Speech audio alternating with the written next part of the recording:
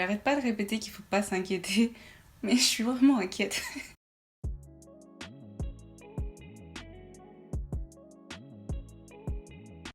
Salut tout le monde, j'espère que vous allez bien, mais vraiment j'espère que vous allez bien et que vos proches aussi. Et j'espère surtout que tout le monde suit les consignes de sécurité. À part ça, si c'est votre première fois sur ma chaîne, je m'appelle Asta Yasmine. Et si c'est pas votre première fois, rebonjour, rebonsoir. Aujourd'hui, pour se distraire, on va suivre le tuto full glam de la youtubeuse Yanissa XOXO ou tout simplement Yanissa. Donc c'est le look qu'elle a l'habitude de faire sur sa page Instagram. Et c'est un look que j'ai vraiment envie de tenter parce que j'ai vu quelques techniques dans sa vidéo que j'ai jamais essayé auparavant. Et il y a aussi eu quelques techniques qui m'ont effrayée, on va parler de tout ça après. Sa vidéo est particulièrement pour les personnes qui ont pas mal d'imperfections sur leur visage, c'est-à-dire des problèmes avec l'acné ou des taches, des cicatrices, ce type de choses. Ce n'est pas mon cas. J'ai pas vraiment ce type de problème, enfin plus maintenant. En ce moment, j'ai juste quelques boutons sur mon front. Mais vas-y, genre, ça m'arrive une fois par mois quand j'ai mes règles et ça dure quoi, 2 3 jours. Du coup, je vais pas prétendre que j'ai une peau compliquée. Après, bien sûr, tout le monde peut tenter de reproduire ce look et sans plus tarder, c'est ce que je vais faire. Je vous dis tout de suite, j'ai pas du tout les mêmes produits qu'elle. Ce que je vais essayer de faire, en fait, c'est adapter les produits que j'ai déjà à sa routine. Elle commence sa vidéo avec des soins, donc elle applique une crème hydratante sur son visage, il me semble de la marque Glam Glow. Moi, je vais appliquer mon gel hydratant de la marque COSRX. Donc, c'est une marque coréenne. Si vous avez la peau grasse comme moi ou la peau mixte, vous allez adorer ce produit. C'est un gel hydratant super léger à base d'eau. Et ça contient en fait des extraits de riz. Et c'est ce qui permet, enfin, c'est l'ingrédient qui permet d'illuminer votre peau et c'est un produit que j'aime beaucoup parce que les effets sont instantanés et en plus c'est super léger, ça colle pas du tout. Enfin, j'adore ce produit, je vous garantis que si vous l'essayez, vous allez adorer. Et pour finir le côté soin, elle applique un baume à lèvres. Moi, j'utilise le Lip Service de la marque Lush. Je vous dis tout de suite, ça c'est un baume à lèvres assez gras. Ça donne l'impression parfois que vous venez de manger quelque chose de très gras et que vous n'avez pas essuyé votre bouche, mais moi c'est pas un truc qui me dérange et c'est ce type de texture que je préfère. Maintenant on va passer à notre base. Elle conseille un primer qui aide avec l'adhérence du maquillage et aussi qui permet de flouter vos pores. J'ai pas vraiment de primer qui m'aide à vraiment flouter mes pores, mais je vais utiliser le primer à base de silicone de The Ordinary parce que ça aide avec l'adhérence du maquillage et ça me lisse très bien la peau. J'utilise ce primer depuis un bon moment maintenant et je l'aime énormément. Je sais que certaines personnes ont peur des produits à base de silicone, mais normalement, si vous vous démaquillez bien, pardon, ça ne devrait pas poser de problème et ça ne devrait pas provoquer une mauvaise réaction. Vous n'allez pas vous retrouver à avoir plein de boutons sur votre visage. Maintenant, elle va utiliser un correcteur donc, qui se rapproche de la teinte de son visage.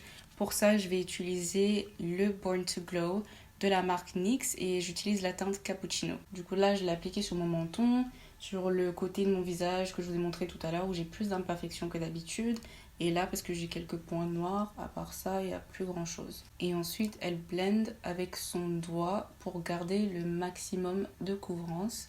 Normalement moi j'aurais blendé avec l'éponge mais c'est vrai que l'éponge absorbe pas mal de produits, du coup avec ça c'est plus efficace. Enfin, avec vos doigts, c'est plus efficace. Ok, donc j'ai remarqué qu'elle avait fait ses sourcils hors caméra. Du coup, je suis allée faire la même chose. Ils sont jamais tout à fait identiques parce que j'ai un sourcil plus élevé que l'autre. Mais bon, j'ai fait de mon mieux et on va passer au teint. Elle conseille un fond de teint très couvrant. Elle utilise le fond de teint de Juvia's Place que je n'ai pas. C'est un fond de teint qui m'intéressait, mais bon, flemme des frais de port. Du coup, je vais utiliser le fond de teint le plus couvrant que j'ai et c'est le Double Wear de Estée Lauder et j'utilise la teinte 6W1 Sandalwood. Donc là, je fais exactement comme elle. Elle conseille d'utiliser un pinceau plus qu'une éponge parce que le pinceau, il absorbe pas le produit. Du coup, vous avez un maximum de couvrance. Et elle insiste aussi qu'il faut vraiment tapoter le produit pour ne pas le déplacer. J'ai vraiment, mais vraiment oublié à quel point ce fond de teint est couvrant. Ça fait un moment que je ne l'ai pas utilisé quoi. Elle applique son concealer en 2 étapes. Du coup, elle applique le concealer le plus près de son œil. Moi, j'utilise le C12.5 de la marque Makeup Revolution. Ensuite, elle utilise un deuxième concealer qui se rapproche un peu plus de sa teinte juste en dessous. Du coup, je vais réutiliser le concealer Born to Glow de la marque NYX, toujours teinte Cappuccino. Elle a vraiment bien étalé le produit et elle descend là aussi. Je pense que j'ai jamais mis autant de concealer. Et d'ailleurs, je pense que j'ai un peu trop débordé par rapport à elle, mais c'est pas grave, on va continuer comme ça. Donc là, j'utilise la même chose qu'elle pour la première fois. Donc c'est l'éponge, enfin la Beauty Sponge de la marque AMS Beauty. Et elle commence par le bas et elle blend en remontant. Et j'ai vu que lorsqu'elle blendait, enfin, elle blend jusqu'à ses tempes en fait. Du coup, elle étale le produit jusque là. Et en plus de ça, elle remonte sur sa paupière. J'essaye comme elle de blender le moins possible, mais j'ai l'impression que c'est pas, enfin ça marche pas.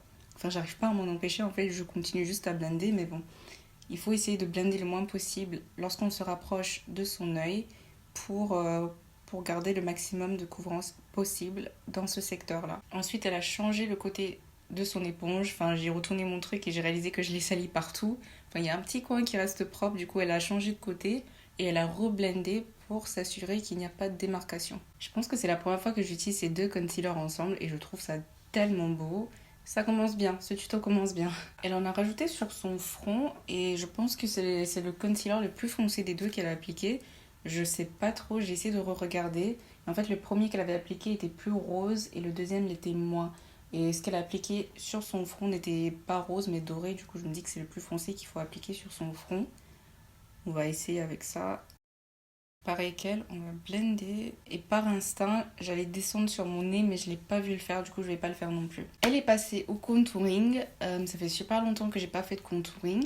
Et là, en fait, elle applique un peu plus de la teinte plus claire sous ses yeux. Et elle le laisse poser pendant qu'elle fait son contouring. Mais j'ai un peu peur de faire ça parce que moi, le concealer que j'utilise est très mat.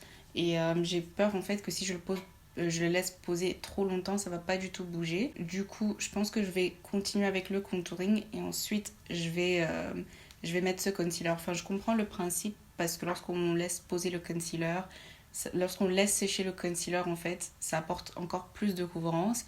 Mais je pense pas que ce soit possible avec ce concealer là, donc je vais pas gâter ce que j'ai déjà fait. Donc elle prend un stick, moi j'utilise celui de Makeup Revolution dans la teinte F16, pareil, j'ai pas utilisé ça depuis si longtemps. Et elle le frotte sur le dos de sa main. Et là j'ai pas du tout le même pinceau qu'elle, je vais d'abord tenter de faire le contouring avec un pinceau de Kiko, mais je pense qu'il est trop dur en fait pour le faire, mais je vais quand même essayer. Et si ça marche pas, je vais retourner avec le pinceau de mon fond de teint parce que c'est le seul autre pinceau similaire que j'ai. Donc non, ce pinceau ne fonctionne pas avec. Du coup, ce que je vais faire, c'est essuyer le pinceau de mon fond de teint et je vais continuer avec ça pour le contouring. Ok, donc là, ouais, c'est beaucoup mieux, ça s'applique beaucoup mieux. L'autre me faisait mal au visage d'ailleurs parce que c'est tellement dur que j'avais juste l'impression de me cogner. Et maintenant, il va vraiment falloir que j'investisse plus dans les pinceaux. Il faut vraiment que j'en rachète. Et vous voyez bien, on continue avec la technique de tapotage. On ne glisse pas sur la peau, on tapote pour ne pas déplacer tout ce qu'on a fait avant. Elle n'est pas remontée sur son front, donc je ne le ferai pas non plus. Et ensuite, elle réutilise son éponge pour bien blender le contouring avec le highlight. Ok, donc elle vient de faire une opération assez délicate. Je vais faire très attention. Donc là, j'ai réappliqué la couleur la plus claire entre les deux concealers. Et elle va prendre donc un pinceau pour concealer et elle va commencer à tapoter. Non, attendez, je vais re-regarder les instructions parce que là, c'était vraiment délicat. L'éclair va falloir le laisser que ici. Donc du coup, je prends le pinceau 02 anti-cerne et je vais venir tapoter, mais je vais laisser la couleur que là où elle est. Je vais pas chercher à la blender. Ok, donc elle tapote et elle cherche pas à blender. Et elle tapote le concealer là où il est. Genre, je reprends exactement ces mots pour me réconforter et me rassurer que je fais pas n'importe quoi. Et c'est pareil de l'autre côté. Donc elle prend le côté pointu du Beauty Blender et elle blende les extrémités. J'ai vraiment bien fait de ne pas appliquer le concealer avant parce que là il commence déjà à être un peu compliqué à blender, mais ça va. Et elle a aussi remis un peu plus de contour. Ok, donc là j'ai essuyé mon pinceau le plus possible et je fais comme elle. Du coup je repasse sur l'intégralité de mon visage avec le pinceau pour m'assurer que tout a été bien blendé. Je vais utiliser la poudre de la marque Beauty Bakery, donc leur Flower Powder. Vous pouvez le trouver sur le site Beauty Bay. Enfin, je ne sais pas si c'est encore disponible sur leur site, s'ils revendent encore les produits de cette marque, mais à un moment c'était disponible quand même. Je vous mettrai le lien en barre d'infos si c'est toujours le cas. Et j'utilise la teinte Banana ou la teinte Cassava parce qu'ils ont changé le nom à un moment. Et c'est de cette partie-là que je vous parlais au début qui m'effraie. Genre vraiment, j'ai peur d'être trop claire ou trop blanche si je fais du baking. J'ai l'impression que c'est quelque chose qui ne me va pas. C'est quelque chose que je faisais avant et que j'ai enlevé de ma routine parce que voilà, pour ces raisons que je viens de citer. Et aujourd'hui, on va oublier tout ça. Je fais comme elle, je remonte bien la poudre pour faire remonter le regard. Et par la suite, elle mélange la première poudre avec une autre poudre qui a un sous-ton pêche, ce que je n'ai pas. Donc je vais mélanger la première poudre que j'ai utilisée avec la poudre Huda Beauty dans la teinte Kunafa parce que c'est un peu plus doré, un peu plus foncé. Et je pense que ce qu'elle a essayé de faire, c'est juste atténuer cette luminosité en ce qui concerne le reste de son visage. Malheureusement, je n'ai pas de poudre translucide. Je vais utiliser ma poudre habituelle de MAC dans la teinte Dark. C'est pas une poudre très pigmentée. Du coup, je pense que ça va fonctionner. Et je n'ai pas non plus de houppette. Donc, je vais utiliser mon pinceau MB35 de la marque Morphe.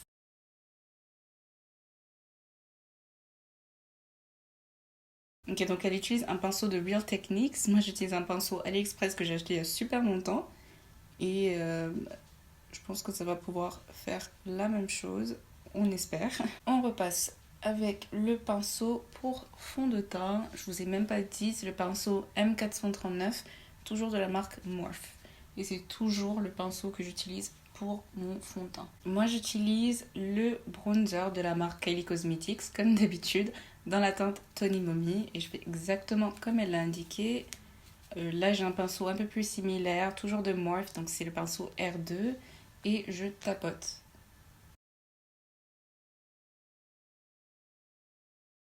Et cette fois-ci, elle est remontée sur le front. Et on n'oublie pas de tapoter et non de faire glisser sur sa peau, comme moi j'ai l'habitude de le faire. Elle utilise la palette Zulu, je pense, ouais, de Juvia's Place. Je l'avais, mais j'ai dû jeter cette palette parce qu'elle avait périmé.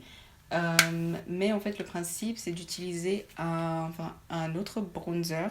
Là, c'est un fard, mais elle l'utilise en tant que bronzer, qui est un peu plus foncé, qui va permettre d'intensifier le bronzer qu'on a déjà appliqué. Pour ça, je vais utiliser le bronzer de la marque Révolution, donc c'est la collaboration.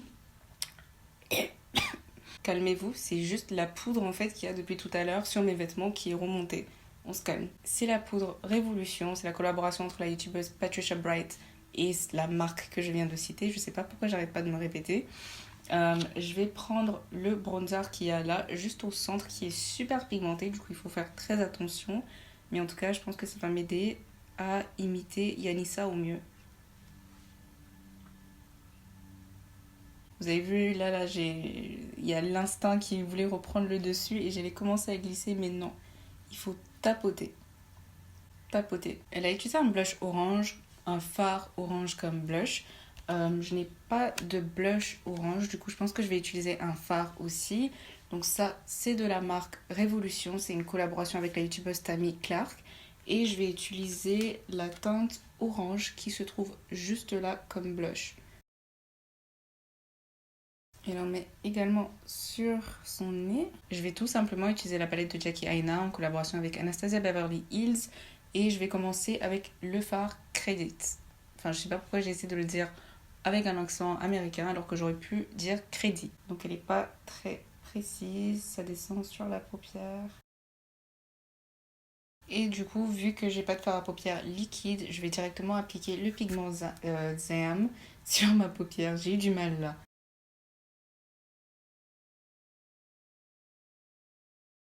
Et ensuite, on va appliquer Trust Issues dans le coin interne, exactement comme elle.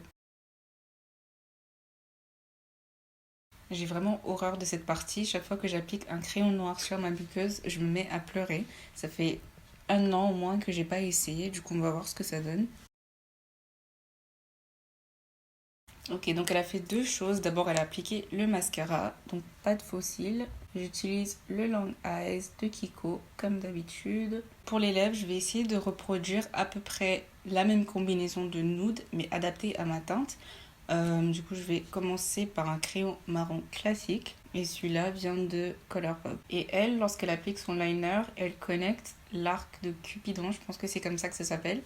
Mais du coup, elle connecte les deux. Au centre, je vais utiliser le rouge à lèvres de Colourpop dans la teinte Bikini Bottom.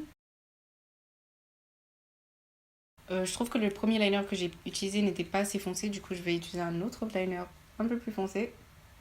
Enfin, beaucoup plus foncé même. Et par-dessus ça, je vais mettre le gloss Fenty. Donc, c'est le tout premier gloss dans la teinte Fenty Glow. Donc, j'ai l'impression d'avoir reproduit la couleur caramel au mieux et à l'accorder à ma teinte. Et l'étape que j'ai oubliée, donc elle a utilisé un crayon, elle a essayé de créer un faux liner avec pour essayer de se donner des yeux de chat. Elle explique bien que c'est juste un petit trait.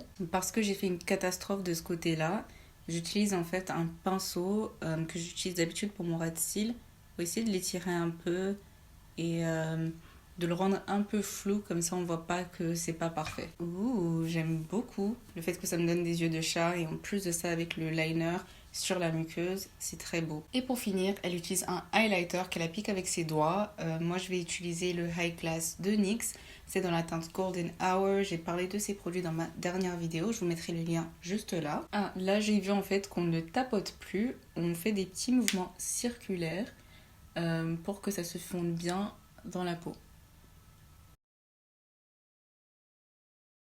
Ok, donc voilà le look final. Et je vous dis directement, là, je me sens trop. Là, je me sens bien. J'adore ce look. Je trouve ça tellement beau. Et c'est tellement soft. Tout est si bien blendé. Les techniques sont juste incroyables. Et je vais certainement reproduire beaucoup de choses dans mes prochaines routines. Notamment l'utilisation de la poudre parce que ça a vraiment changé quelque chose de très important pour moi que je déteste dans ma routine habituelle, c'est qu'à chaque fois que je me maquille, j'ai des ridules qui sont marquées autour de ma bouche et sur le front. Et là, j'ai pas du tout eu ça. Et dites-vous que lorsque ma caméra s'est éteinte et tout, j'étais en train de regarder une série et j'ai beaucoup rigolé et c'est ça qui marque mes ridules autour de mes lèvres. Et là, rien du tout. Et je suis sûre que c'est grâce à cette quantité de poudre que j'ai laissée sur mon visage, que j'ai laissé poser un bon petit bout de temps, qui a vraiment fixé le maquillage et fait en sorte à ce que ça ne bouge pas et que ça ne marque pas ses rides. Genre, je suis vraiment captivée par mes yeux, je suis constamment comme ça. Je fais ça. Genre, je fais un petit look sexy de côté parce que avec mes yeux de chat, ça le fait trop. La seule chose que j'aurais changé, c'est pas par rapport à sa routine, mais c'est une erreur de ma part. J'aurais pas dû faire monter le pigment pailleté aussi haut sur ma paupière. Je ferai attention à ça la prochaine fois, mais même comme ça, je trouve que c'est très beau. En conclusion, je suis super reconnaissante pour cette leçon, pour cette séance de masterclass. Ça m'a vraiment fait plaisir de le reproduire ce look parce que essayer de nouvelles techniques, ça fait toujours plaisir et en plus ça change de la routine. J'ai beaucoup utilisé le mot routine dans cette vidéo. Et donc voilà tout pour cette vidéo. J'espère qu'elle vous a plu. N'hésitez pas à cliquer sur like, à vous abonner et à me suggérer dans les commentaires ce que vous souhaitez voir dans mes prochaines vidéos. Et je vous fais de gros bisous. Mouah.